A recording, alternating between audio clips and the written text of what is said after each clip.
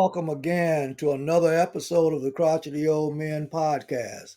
Hello, I'm your host, Gary Smith. Actually, I should have said co-host, because in the studio with me today is my co-partner, George Grumley. What up, though, George? Smitty, how you doing today? Man, I'm doing great. Life is so good. I ran off and left my bike this morning, so I had to go back and get it. Yeah, I rode my bike for the first time on Saturday. I rode 20 miles and man, I was no good for the rest of the day. I can see why. I was burnt. Yeah, but had to get it in, had to get it started for the season. It was a beautiful day. So now I'm all set. I got to get one in this week too. All right. Well, You know, George, what are we talking about this week? well, Gary, we always try to do special editions. So today we're going to do a special edition. We got two guests. We got Brandeis Thompson and Kalya Smith with us today. Both have been previous guests on the program, but we thought we'd do a episode on millennials and Generation Z. Brandeis being a part of the millennial generation, and then Kalya is a Gen Z. And just talk about some of the similarities, some of the things they have in common, some of the things that we kind of take for granted. But I thought it would be an interesting discussion to have a panel discussion on some of the things that they're working on and some of the things that they see as far as what's going on in the world today. So so welcome, Brandeis, and welcome, Kalya. Thank you. It's a pleasure to be here today. Thank you. So great to be here. Good. All right, ladies. So let me kick this thing off here. Do you all, as these two, as they call it, Generation Z and Millennials, do you all think that the gap between you two is there a gap, or is it just kind of like us old fogies like me? We kind of put you all in one lump sum there. But is there really a gap between Gen Z and the Millennials? I think anybody? So. Okay. I believe that there is a gap just because 10 years is a difference, and when you add on a couple more onto that, you're ending up with a whole different generation of people who have different experiences, have experienced different types of technology, upgrades of different sorts. So when you're dealing with that, it's a huge difference. It's a big gap. It's not the same on the scale. I agree. I believe, like Kalya said, it has changed so much. Thought processes change. So yeah, there is a crossover, but I do believe it's still a big gap. What's going to be interesting as we go through the discussion and see where there is some intersections and so some overlap. So first question I'm going to pose to both of you is, give me an example of your three largest financial priorities. I'm going to start with you, Brandeis. What are some of your priorities? Well, I have two children. I have a 16-year-old and a 6-year-old. So one of my biggest priorities is college and retirement. So making sure that the 16-year-old is prepared to be able to kick off his education where he wants. And then emergency savings, that's always a big thing. With the job market, how it is, you may contract a lot, which I do. So always having those savings for when your contracts run out. And then the third one is probably making enough money to give your kids an experienced life. It's not cheap to have kids. So, you want them to be able to see different things, travel, just be experienced, sporting events and things like that. So those are our biggest priorities financially. Okay, let me ask you the same question. What do you think your three biggest priorities are, financial priorities? I would say for me, it would be investments. That would be one of my biggest. The second would have to be retirement. And the third would have to be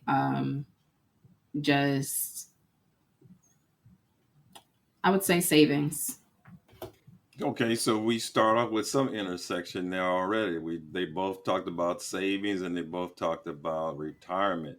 And it was interesting because as Brandeis was talking, I'm thinking, okay, so the age gap is actually, Brandeis being wife, mother, somewhat of provider. And Kayla, and here again, I want to thank you for your service, ex-military, in school right now. But as we see from a financial perspective, there still are some similarities with priorities, retirement being one of them.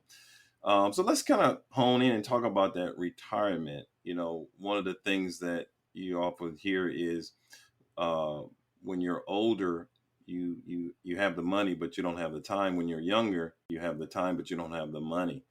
I think, Kayla, you're in a somewhat of a different situation. So kind of walk through some of the things that you're doing for retirement or working towards retirement. Well, actually, just recently I went to see a financial advisor.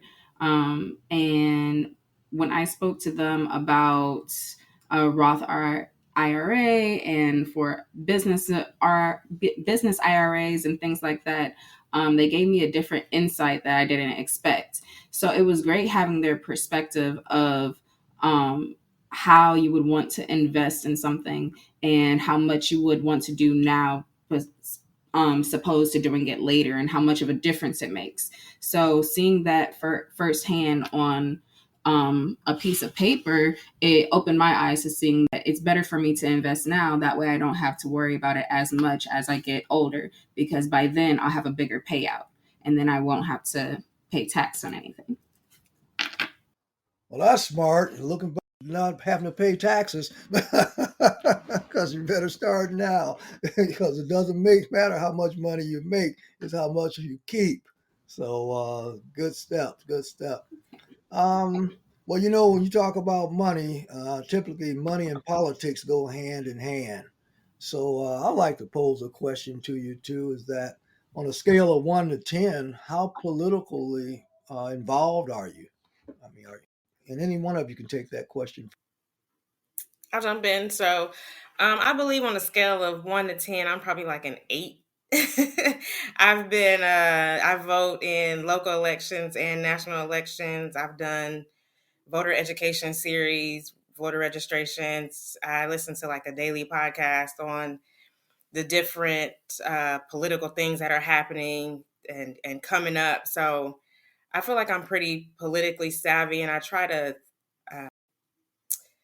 figure out how it's going to affect me and my family, these decisions that are coming down, and different laws that are being passed, education things. So yeah, I feel like I'm about an 8 on a scale of 1 to 10. Caleb? I would have to say that I'm at like a 6. For the last 3 years since the very first election, I've worked the polls, so I've gotten to like see the different polls for when it's within the county, when it's within the state, when it's within the country. So for each election, it goes differently, and I've been able to experience each election for myself. So I end up learning a little bit more, and the more experience I get, the more I end up wanting to learn more about the politics and being more involved. So interesting again, because even though Brandon's kind of left it out, I know she works the polls also. So here again, we've got some similarities here. Supposedly there's an age gap, but I think from a point of view of what's important in life and what's going to allow you to progress at the pace you want to, there's just certain things that you have to do. And as far as preparing, we talked about that. And now as from a political perspective, you've got to get involved. You've got to get involved. So that's good. That's interesting. Yeah, it really is. That perspective, seeing that there's that gap, as we said, but yet and still there's some similarities as it relates to the political field. Since we're on politics briefly here, so where would you all like to see the country move toward in the next 5 years or 10 years? I mean, from where we stand today, what vision do you have for? For me personally, I'd like to see us start focusing more on the people issues that we have. So the unhoused population, mental health, veterans health, livable wages.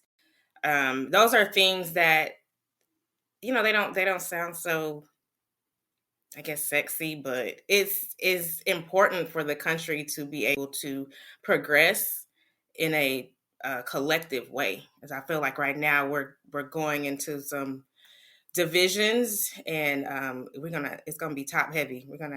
It's gonna be a big gap between the have and the have nots if we don't start addressing the people issues that we have in this country.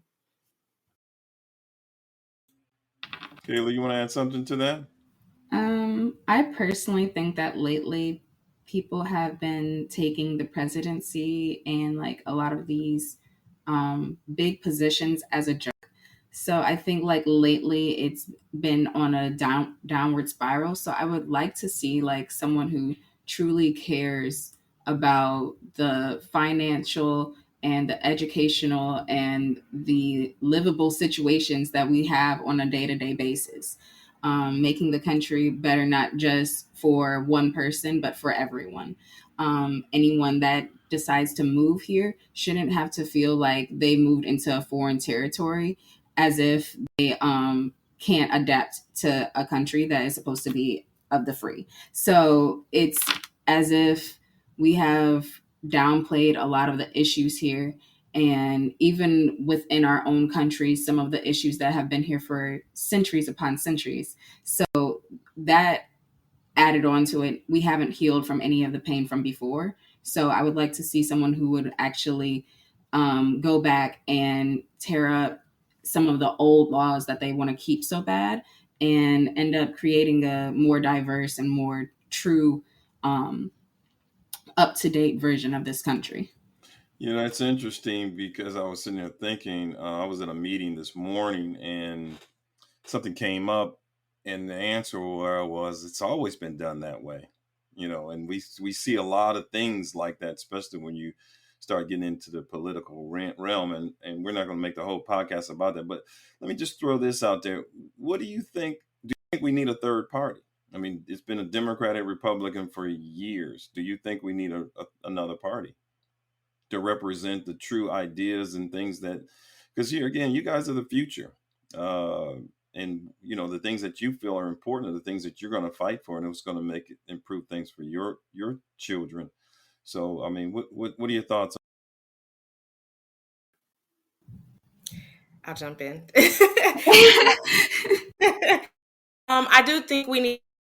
I think we need someone who is going to be thoughtful of the largest population that lives in this country right now. Like the majority of the people who live here are somewhere, or not live here, but outside of under 18, the largest population is like 20 to 55 or something like that. And the people that have been representing have been largely outside of that demographic.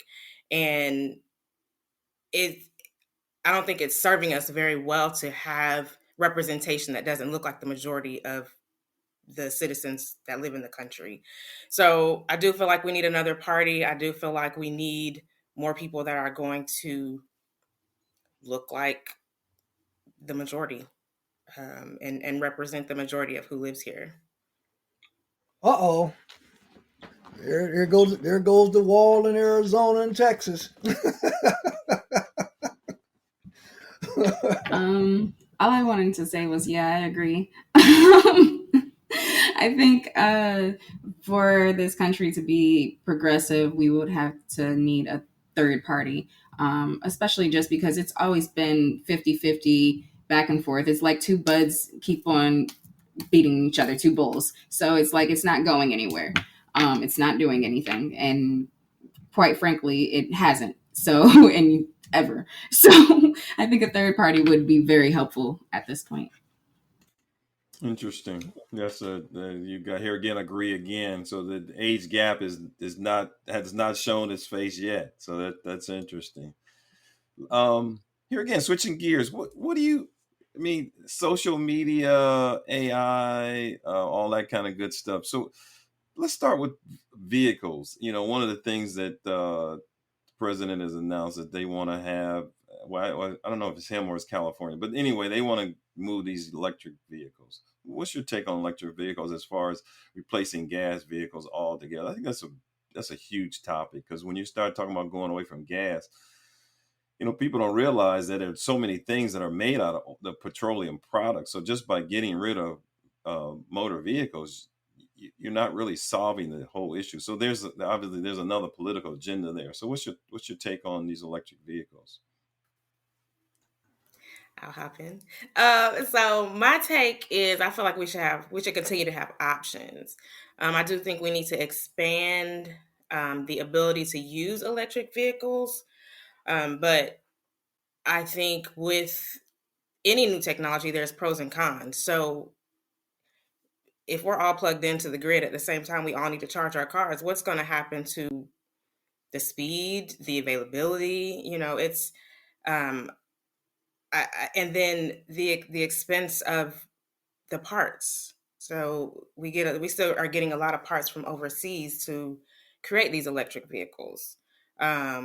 So I don't think we should be 100% electric, but I also don't think we should be 100% gas. I think there should be options for everyone.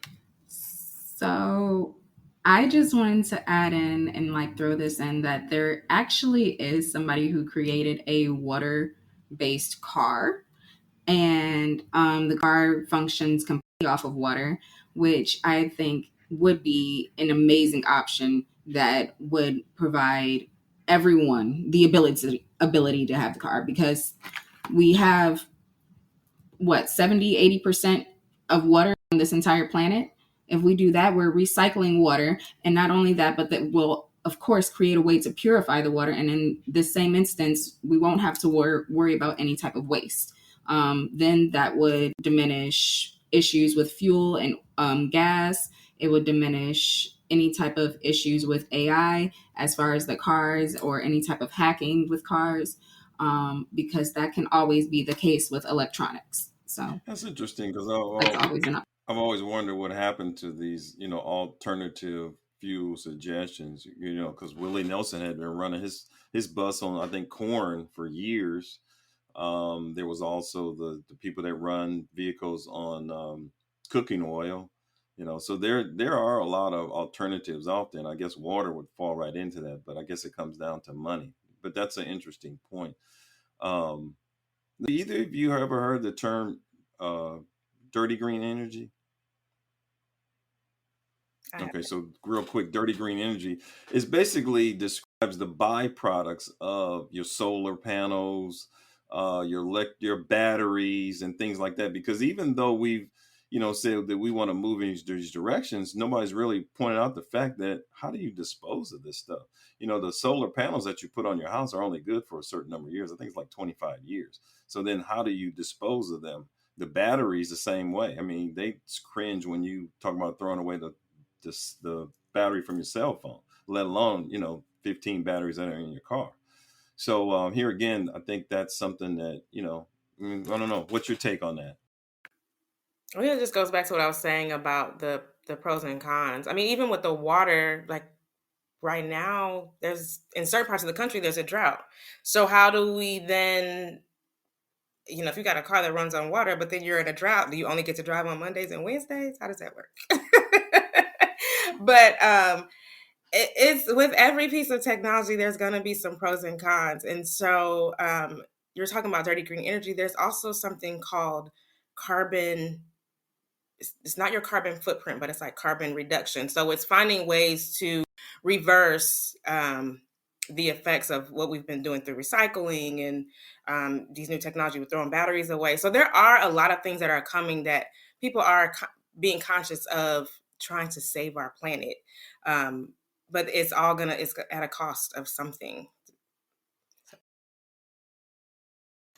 Yeah, there's no free lunch, as they say. And in order to get something, we all must always have to give up something. And I've toyed with that, question about the electric cars versus gas. And now, there is some form of a hybrid vehicle that will run partially off of gas and off of electric also. Brandeis, you bring up a lot of great points in regards to that grid. I mean, if the doggone grid has been crashing without electric vehicles, I can only imagine what would happen with them. And as it gets to critical mass, it's going to be an issue. Everything we all have discussed here, from the thing of storing to disposing of those type things. So while you may create one situation, solve one, you create some other issues that have to be thought about and stuff. So staying in this AI vein, though, I mean, you guys, let me ask this question. Kayla, I'm going to start with you. Do you think AI is a good um, thing or a bad one? I just throw it out there like that. I don't think it's good. I think it's just doing a lot. I think it's reaching for a higher power in their way when there isn't. There isn't anything or anyone higher than God. So I feel like AI is just pushing their limits as far as they can go. That's an interesting take, you know. All right, and very well taken. I mean, you bring what comes to mind now. I think it's called Vision Pro that Apple just introduced. So, but before I start chiming in, Brandis, did you have a point on that? I think that I hadn't thought about that point that Kayla brought up. That's pretty good. That's pretty interesting. But my take on it is there have to be positive purveyors in this use of AI, right? So just like we've got the negative and how technology can turn on us, you can also challenge AI to be a positive force. And so, with algorithms and with how you talk to AI and how you use it, yes, the negative is going to be there, but there have to be more people putting in the positive parts of it, trying to move forward positive images and positive words and how we move and how we utilize it. So not just, the bad stuff, the computer taking over the world. It's got to be something else. Well, okay, so let's break it down to this form. What's it called? Chat GBT? Is that what it's called? Okay, so when I look at that, it's especially from a college perspective. I mean, that's what you do when you go to college. You got to write more paper. So now all I got to do is take 15 words and put them into this program. It's going to write the paper for me. I know back in my days, you just pay somebody, so you're really taking somebody's job. No, all kidding aside, though. But I mean, just think about it. I mean, here in the real estate world, we had a class. You want to write a description for a new property listing?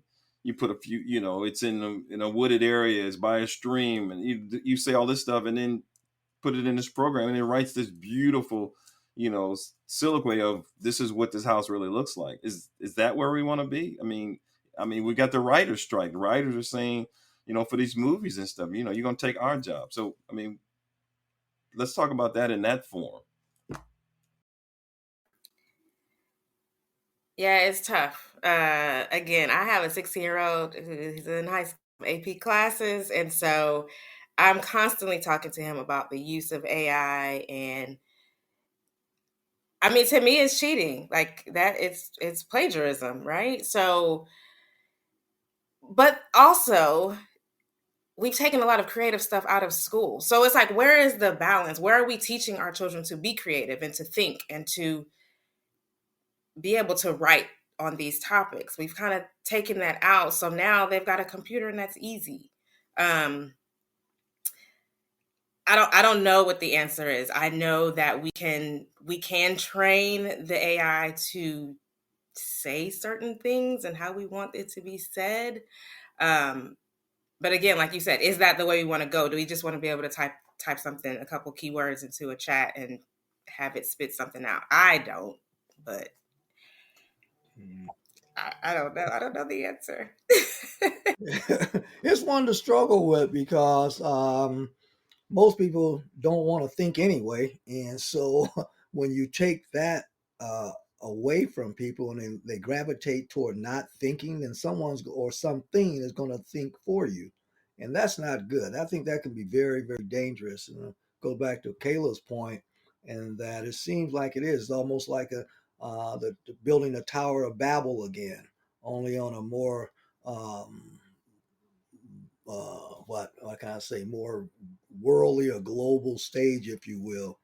And so I think there's a lot of danger in there that we have to be aware of because, like you said, George, you know, if you don't think about the subject that you're supposed to be writing about, where's the learning there? If you have a robot or a machine that types out the dissertation or whatever the paper is for you, and there's no mental thought behind that, it gets to the point of almost like whereas that back in the day, we used to remember phone numbers. Today, most people don't bother to remember phone numbers because you have a contact list in your mobile phone. And all you have to do is say, Siri, call my daughter or call hubby or what have you. You don't even think about the phone number anymore. And so that's dangerous because just like any other muscle, if we start not exercising the muscle between our ears, then it soon goes flabby like the muscles in our arms and wherever else, you know. So that's my take on it. And while it seems like the world is rushing head on into AI, I'm still a little bit tepid about it and probably get left behind. But that's my little 2 point. George, I'm talking. So, Kayla, what's your take on that as far as where technology has gone? You know, AI also, but you know, like Gary said, you know, you got your contact, you don't remember phone number. That you probably weren't in that stage where you remembered phone numbers, so you only know what we see now as far as with cell phones and whatnot. So, what's your take on this? Oh no, I remember my dad's old phone number. I remember my phone number. I remember my old 3 phone numbers. I remember all my phone numbers actually. I missed the flip phone. I missed my little slide up phone. I missed the little Nokia. Like I was that kid. So I remember all that old school stuff. I'm not that young now. Okay. Okay. But I do think that AI is going and it's reaching a little bit further into making lazy and sit at home more. Just like, for instance, the Peloton, it gives you the real life experience while you're still at home. Or just the fact that now they're creating the VR thing. Like, what's next? Are you going to have it where we can swipe right on our screens in front of the TV? Like, it's getting to that point where we're not thinking of going outside anymore. It's kind of like an in-house pandemic, as if it's just pushing us more and more into this closed space instead of enjoying what is out in the world. And there is so much of it to enjoy. But I think that's pretty much it. Okay. So let's talk about college. Okay, so I know Brandis is a college graduate, TSU. I know Kayla's currently at Eastern Michigan. So what's your take on college? And you know, like Brandon said, our son's looking at going to college. Do you think college is still the pathway to higher financial earnings? Do you think that's the way to go? Not at all. Not even close. Steve Jobs is still making money in his grave right now. Okay? He is not even doing anything, okay, at all. And that just proves that, you know, it's going to keep going. It's You don't have to have college, but it is helpful. I think that financially it is beneficial, especially within the corporate world, because then you'll have that title behind your name, being a Black person, especially. But I think that it's not necessarily you have to anymore. Well, you know, I'm definitely looking for some disagreement from Brandis over it. So let's see what you got to say. And I'm over here shaking my head agreeing. I Oh, okay. agree. I'm sorry. I didn't see that. I'm sorry. I'm sorry. Yeah, so I mean, I feel like there's so many options, right? Like college is becoming so expensive. And yes, I have a degree. I have 2 degrees. And so I like to make sure I'm exercising, you know, my degrees that I've studied so hard for. But I feel like you can definitely excel without a degree. And and again, going back to the college being so expensive, and then with the discussion of technology is slowly creeping in. I don't know if you've been to a fast food restaurant lately, but you know, there's a computer taking your order. So, not to say you're going to need a degree for that, but I'm just saying, like, technology is slowly taking over these spaces that we would generally be, customer facing. And so we've got to figure out what are those hands-on. You still need plumbers. You still need HVAC people, and those are all trades. You don't have to go to college for that. But also, it's there's so many options. I mean, you can go to the military and get experience, trade school. College is just one avenue. I mean, depending on what your career goals are, yes, credentials are nice, but it just depends on what your dreams and goals are. The expense of college is definitely it's getting a little sketchy. That's pretty good.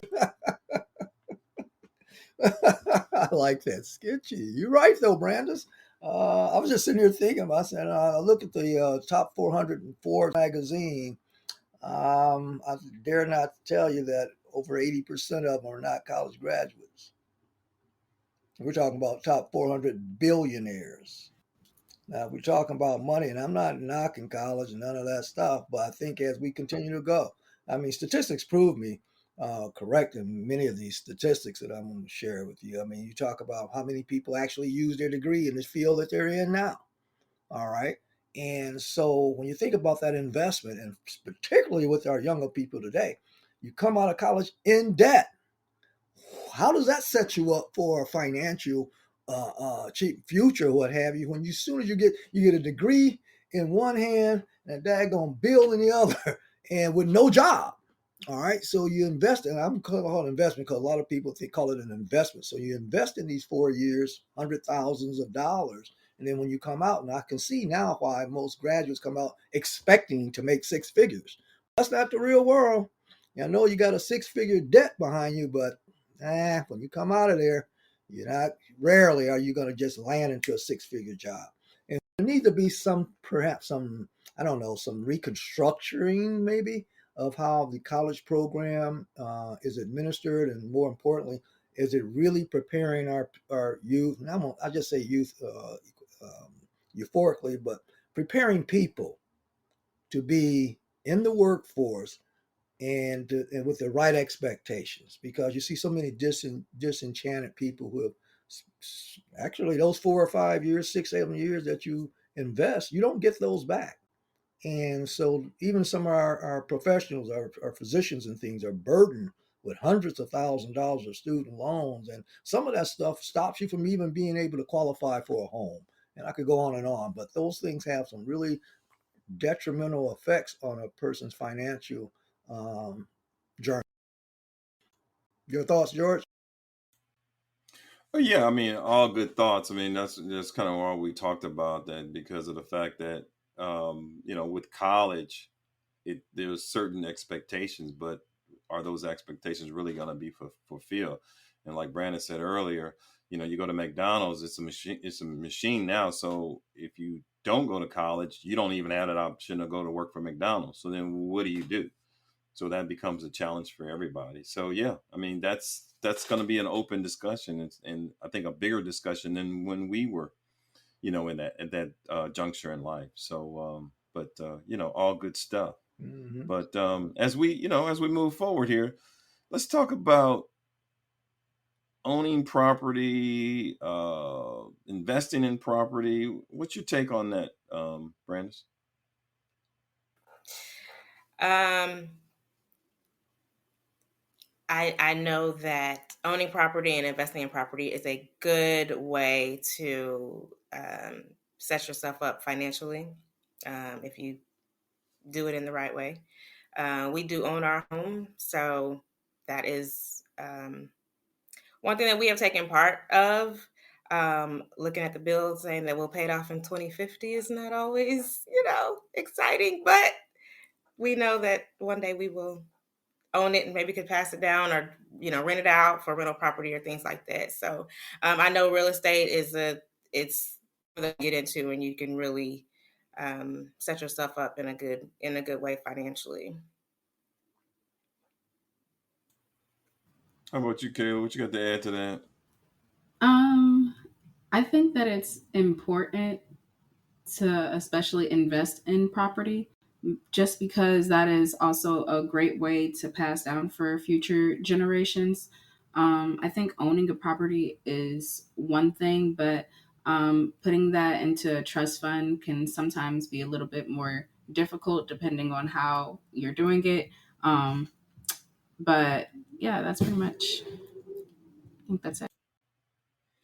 Well, it's been an interesting discussion. I think we found more similarities than disagreements between the two. Which, here again, people put this stuff out: Gen Z and Gen W and Y and all these different age groups. But in actuality, we're all saying we're all looking for the same, end goal. I mean, so which is interesting. But I'm real happy and excited to have both of you today. I think you've kind of really shared a good knowledge base and really a good platform for the growth. And like I said, I think when I had both of you guys on individually, we said that we feel like the country's in good hands with young people like you guys coming up. So, but as we close here, do you have any questions for us, or is anything you'd like to add? Is there anything you'd like to say to our audience, or just to kind of something? I would like to ask, maybe you can sum it up, but since you all are in a different generation, how do you look at how we, the next two generations, maybe will move the country forward? Do you feel like, you need more education? Do you feel like what is your feeling on how we will move the country forward? That's a go. I'm gonna let George go Oh, first. okay. Well, I think that here again, I think with your ideas and ideals, I think that you're headed in the right direction. I mean, you talked about things that were important, which is retirement, which you hear about on TV every day, Social Security and things like that. You talked about making your own way to retirement. You talked about the political system. You talked about, maybe we should have a third political party.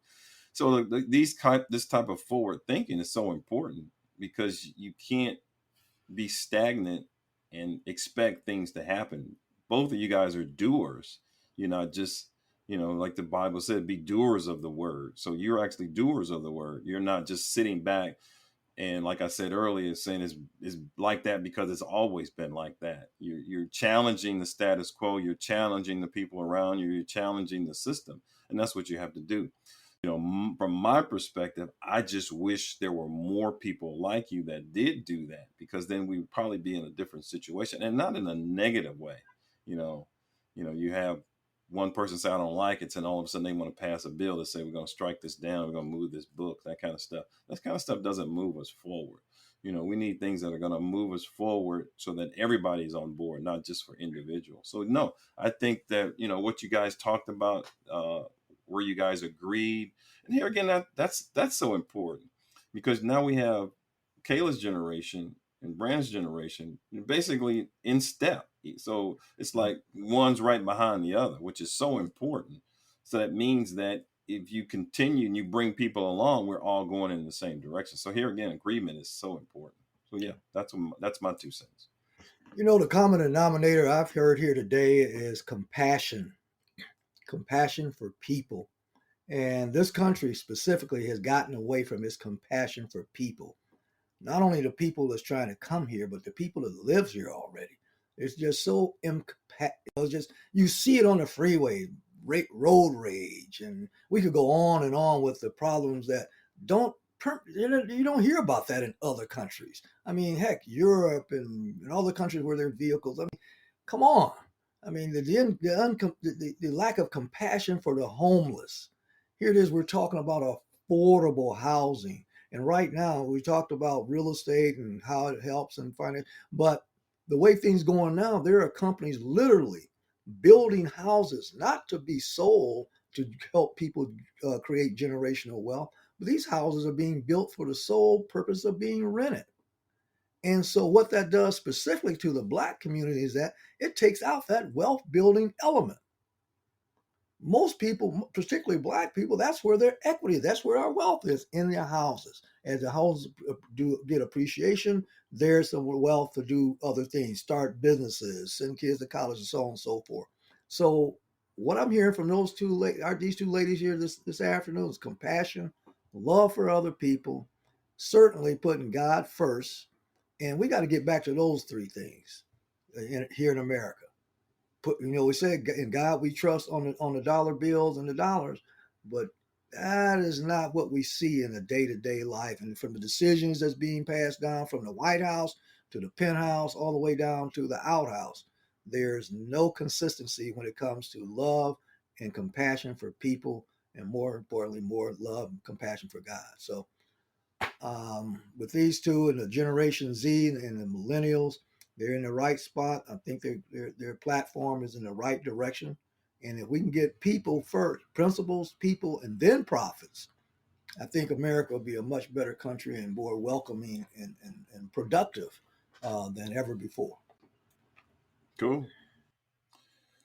All right. Well, with that said, I mean, it's been a great podcast. A lot of good information. Here again, I want to thank you both. Smitty, you got anything to carry us home with? Well, since we're talking about power and positive thinking, I figured this would be a pretty decent quote here by John Muir. The power of imagination makes us infinite. So appropriate. Well, like we always say on the Crotchety Old Men, if you didn't know, now you know. now you know. You guys have a great day. Thanks for joining us. Peace. Peace. This is Dr. Paul Clemens with the Crotchety Old Men podcast. If you're interested in financial tools to build wealth, and you're interested in ways to maximize your health through holistic alternatives, then you are just the audience that we're looking for. Tune in each week, every Thursday, to the Crotchety Old Men podcast, where George Crumley, Gary Smith, and I offer you in-depth discussions on health and wealth. Subscribe to the Crotchety Old Men podcast on Google, Spotify, Apple, iHeartRadio, or wherever you get your favorite podcast.